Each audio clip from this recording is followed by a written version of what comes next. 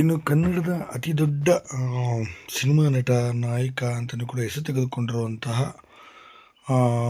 ಆಪ್ತಮಿತ್ರ ಸಿನಿಮಾದಲ್ಲೂ ಕೂಡ ಮತ್ತು ಚೌಕ, ಚಿತ್ರ ಹೀಗೆ ಸಾಕಷ್ಟು ಸಿನಿಮಾಗಳಲ್ಲಿ ಕೂಡ ನಟರಾಗಿ, ನಾಯಕರಾಗಿ ಕಾಣಿಸಿಕೊಂಡಿದ್ದಂಥ ಅತಿ ದೊಡ್ಡ ನಟ ಇದೀಗ ವಿಧಿವಶರಾಗಿದ್ದಾರೆ ಅನ್ನೋ ಮಾಹಿತಿ ಬರ್ತಾ ಇರೋಂಥದ್ದು. ಹಾಗಾದ್ರೆ ಯಾರಪ್ಪ ಇದು, ಏನಾಯಿತು ಇವರಿಗೆ ಸಂಪೂರ್ಣದ ಮಾಹಿತಿನ ನಿಮಗೆ ಕೊಡ್ತೀನಿ. ಅದಕ್ಕೂ ನಮ್ಮ ಚಾನಲ್ಸ್ ಕೂಡ ಸಬ್ಸ್ಕ್ರೈಬ್ ಮಾಡ್ಕೊಳ್ಳಿ ಸ್ನೇಹಿತರೆ.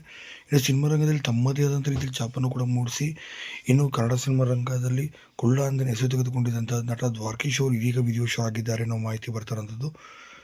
ನಟ ದ್ವಾರಕೀಶ್ ಅವರು ಹಿರಿಯ ನಟರು ಅಂತ ಕೂಡ ಆಗಿದ್ದಾರೆ. ಸುಮಾರು ಕನ್ನಡದ 180ಕ್ಕೂ ಅಧಿಕ ಸಿನಿಮಾಗಳಲ್ಲಿ ಕೂಡ ಇವರು ಅಭಿನಯಿಸಿದ್ದಾರೆ. ಏನೋ ಇವರ ಮಗನಿಗೂ ಕೂಡ ಸಿನಿಮಾ ರಂಗಕ್ಕೆ ತರಬೇಕು ಅಂತ ಮಜನು ಎಂಬ ಸಿನಿಮಾವನ್ನು ಕೂಡ ನಿರ್ಮಾಣ ಮಾಡಿ ಪರಿಚಯ ಮಾಡಿದ್ರು. ಆದರೆ ಆ ಸಿನಿಮಾ ಹಾಡು ಕೂಡ ಹಿಟ್ಟಾಯಿತು, ಆದರೆ ಸಿನಿಮಾ ಫ್ಲಾಪ್ ಆಯಿತು. ಇದಾದ ನಂತರ 2-3 ಸಿನಿಮಾಗಳಲ್ಲಿ ಮಾಡಿದ್ರು, ಅದು ಕೂಡ ಫ್ಲಾಪ್ ಆಗಿ ಹೋಯಿತು. ಸಾಕಷ್ಟು ಕಷ್ಟಪಟ್ಟು ಬಂದಂಥ ವಿಷ್ಣುವರ್ಧನ್ ಅವರ ಜೊತೆ ಸಾಕಷ್ಟು ಗುರುಸ್ಕೊಂಡು ಮತ್ತು ವಿಷ್ಣುವರ್ಧನ್ ಆಪ್ತ ಸ್ನೇಹಿತರು ಕೂಡ ಆಗಿದ್ದರು. ಅದಾದ ನಂತರ ಅವರ ಮಧ್ಯೆ ಆದಂಥ ಕೆಲವೊಂದು ಬಿರುಕುಗಳಿಂದಾಗಿ ವಿಷ್ಣುವರ್ಧನ್ ಅವರಿಂದ ಕೂಡ ದೂರ ಆದರು. ಸಾಕಷ್ಟು ಬಾರಿ ನಾನು ವಿಷ್ಣುವರ್ಧನ್ಗೆ ಸಹ ಮೋಸ ಮಾಡಿದ್ದೇನೆ ಅಂತೇಳಿ ಅವರೇ ತುಂಬ ನೋವನ್ನು ಕೂಡ ತೋಡಿಕೊಳ್ತಿದ್ರು. ಇದು ಅದ್ಭುತವಾದಂತಹ ಕಲಾವಿದ ನಟ ಇದೀಗ ಕೊನೆಯುಸಿರೆಳೆದಿದ್ದಾರೆ. ಅವರ ಆತ್ಮಕ್ಕೆ